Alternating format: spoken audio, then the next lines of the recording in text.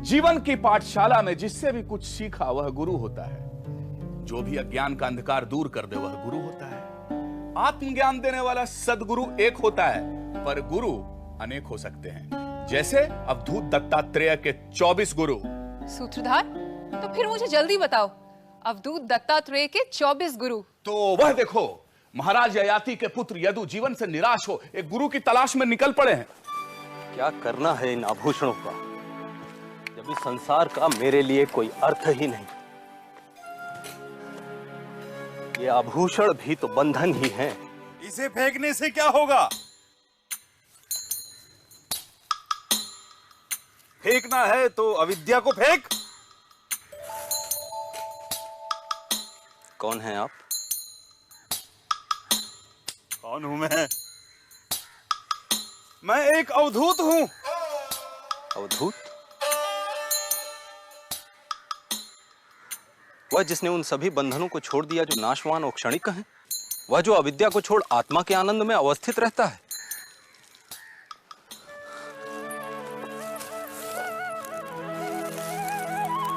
भगवान, मैं भी उस अविनाशी और अक्षर को जानना चाहता हूं, पर मैं किस गुरु की शरण में जाऊं जो मेरा उस अक्षर और अविनाशी से साक्षात्कार करा सके? गुरु ढूंढ रहा है तो सुन, यह संसार ही गुरु है। मेरे तो 24 गुरु हैं। 24 गुरु? यदु यह धरती सभी को धारण करती है, सभी को समान रूप से आधार देती है। सभी को समान रूप से स्वीकार करो, यह मैंने धरती से सीखा। वायु मेरी दूसरी गुरु है। वायु से मैंने जाना कि साधक को वायु की तरह अच्छे और बुरे से अप्रभावित रहना चाहिए।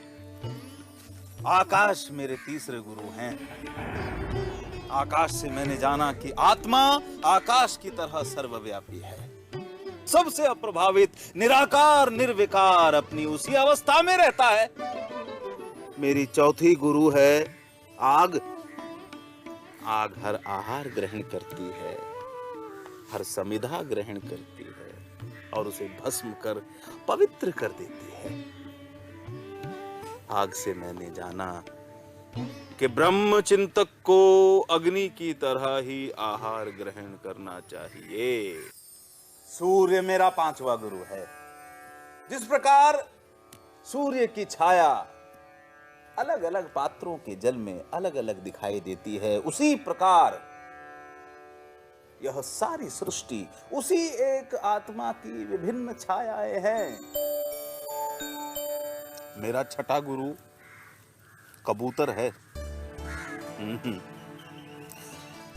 एक बार मैंने देखा शिकारी के बिछाए जाल में कबूतरों के बच्चे फंस गए हैं। कुछ देर बाद उन्हें छुड़ाने के लिए घोंसले में लौटी उनकी मां भी जाल में फंस गई। उन कबूतरों से मैंने जाना कि किस प्रकार मोह विनाश को आमंत्रण देता है। अजगर मेरा सातवां गुरु है यदु। जिस प्रकार अजगर अपने शिकार की तलाश में यहां वहां नहीं भटकता, वैसे ही ज्ञान की अभिलाषा रखने वाले को सुख के पीछे यहां वहां नहीं भटकना चाहिए। समुद्र मेरा आठवां गुरु है। जिस प्रकार समुद्र अपनी मर्यादा का उल्लंघन नहीं करता, वैसे ही बुद्धिमान को अपनी नैतिक मर्यादा का उल्लंघन नहीं करना चाहिए। मेरा नौवां गुरु पतंगा है। पतंगा मूर्ख व्यक्ति इंद्रियों के सुखों की आग में कूद स्वयं को भस्म कर देता है, परंतु बुद्धिमान व्यक्ति ज्ञान की अग्नि में कूद अपने अज्ञान का नाश कर सीमित से असीमित हो जाते हैं। मेरा 10वां गुरु है गज। कौन? हाथी। हाँ? हाथी के शिकारी हाथी को पकड़ने के लिए नकली हथनी बनाते हैं या पालतू हथनी का प्रयोग करते हैं ताकि वे हाथी को लुभा सकें। साधक को काम के आवेग से दूर रहना चाहिए, यह मैंने हाथी से सीखा। मेरा 11वां गुरु शहद इकट्ठा करने वाला मधुहा। मधुमक्खी शहद इकट्ठा करने में अपना समय गंवाती है और उसका उपभोग शहद इकट्ठा करने वाला मधुहा करता है। इसलिए समय साधनों को एकत्र करने में नहीं, स्वयं को समझने में खर्च करना चाहिए। मछली मेरी 12वीं गुरु है यदु। इस प्रकार कांटे में लगे पदार्थ के कारण मछली कांटे में फंस जाती है, वैसे ही मनुष्य प्रलोभनों के कारण संकट में पड़ता है। मेरी 13वीं गुरु है गणिका पिंगला। वही पिंगला जिसने अपने विवेक और वैराग्य से आचार्य स्थूलीभद्र को भी नींद से जगाया। मेरा 14वां गुरु है एक तीर बनाने वाला। उससे मैंने जाना कि आत्मा पर एकाग्रता से ही संसार के प्रपंच को अनदेखा किया जा सकता है। मेरा 15वां गुरु छोटे बच्चे हैं यदु। छोटे छोटे बच्चे जो मान अपमान, मेरा तेरा, अपना पराया, इन सब से परे रहते हैं। मेरा 16वां गुरु चंद्रमा है। जिस प्रकार चंद्रमा सूर्य के प्रकाश को ही परावर्तित करता है, उसी प्रकार यह जीवात्मा उसी एक परमात्मा का ही प्रकाश है। मधुमक्खी मेरी 17वीं गुरु है। जैसे मधुमक्खी फूलों को नुकसान पहुंचाए बिना शहद एकत्र करती है, वैसे ही आध्यात्म के पथिक को अनेक शास्त्रों से ज्ञान का रस एकत्र करना चाहिए। मेरा 18वां गुरु मृग है। उससे मैंने जाना कि इंद्रियों की कामना दास्ता का कारण होती है। बाज मेरा 19वां गुरु है।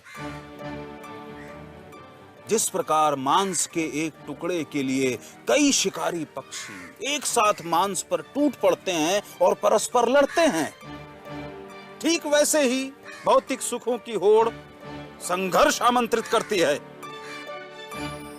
मेरी 20वीं गुरु एक कन्या है यदु। एक बार कुछ लोग एक कन्या का हाथ मांगने उसके घर आए। उस समय उस कन्या के माता पिता घर पे नहीं थे, तो अतिथियों को आया देख उस कन्या ने भोजन के लिए धान कूटना शुरू कर दिया। अब धान कूटते समय उस कन्या के हाथ में पड़ी चूड़ियां बजने लगी।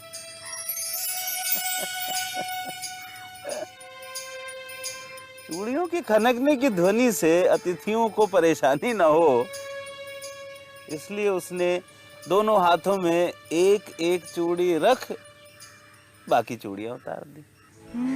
इस घटना से मैंने जाना कि दूसरे के होने से स्वर, शब्द खटकने लगते हैं, बजने लगते हैं। इसलिए साधक को अकेले रहना चाहिए। सर्प मेरा 21वां गुरु है यदु। सर्प घर नहीं बनाता, वैसे ही अध्यात्म के पथिक को अनिकेत रहना चाहिए। मकड़ी मेरी 22वीं गुरु है। हैं? जैसे मकड़ी अपने जाल की रचना करती है, उसमें विचरण करती है और अंत में उसे ही निगल लेती है, वैसे ही आत्मा अपने संसार की रचना करता है, उसमें विचरण करता है और अंत में यह संसार उसी में विलीन हो जाता है। यदु इल्ली मेरी 23वीं गुरु है। इल्ली लगातार भ्रमर की ओर देखती रहती है। यह निरंतर भ्रमर की ओर ध्यान इल्ली को भ्रमर में परिवर्तित कर देता है। गुरु और शिष्य की चेतना का यह संबंध मेरा 23वां गुरु है। मेरा 24वां गुरु जल है। जल सबकी प्यास बुझाता है। मनुष्य, पशु पक्षी, पेड़ पौधे सभी को जीवित रखता है और हमेशा सबसे निचली जगह पर रहता है। हैं? वैसे ही बुद्धिमान को भी हमेशा सबसे नगण्य स्थान ग्रहण करना चाहिए।